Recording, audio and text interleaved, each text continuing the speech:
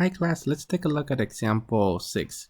Now, example 6 actually could have been given as, well, the integral of ln and technically the square root of x dx.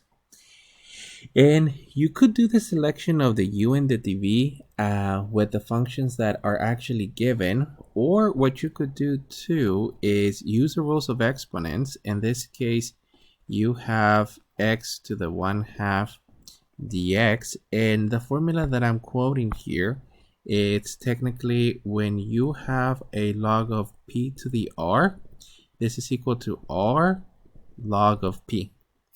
So that means that you could actually express the exponent of the argument of the log as a constant. So what this allows us to do is you could actually rewrite it as technically 1/2 ln of x dx, or this equivalent to 1/2 integral of ln of x dx. And then that's exactly what we integrated earlier. Wait, I think I just passed it here. So it's much easier if you do it in that form. This way you don't have to deal with the actual the square root as an exponent and then applying a chain rule.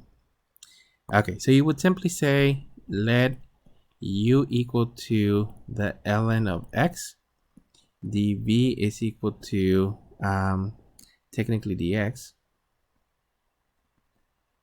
and then the u is equal to 1 over x dx, and v is equal to x. So we're just going to rewrite the problem. And don't forget the constant. We technically have still the 1/2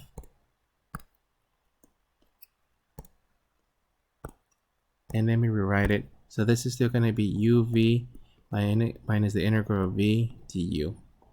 So we're looking at x ln x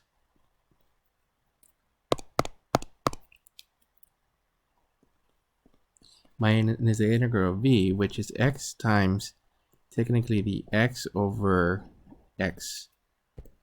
And as we did with the previous one, that cancellation occurs.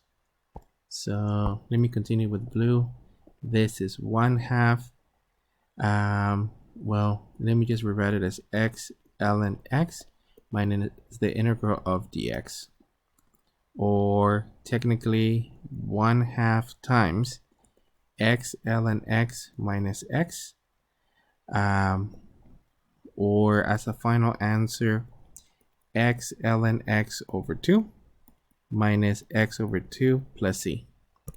You can express that constant over c over 2, but since we don't have any initial conditions, it doesn't actually help us. So as customary, you could just leave it as an actual constant. So that's our answer. It's basically our previous answer, except that you have the constant of 1/2, which this one originally didn't have since it was a single x.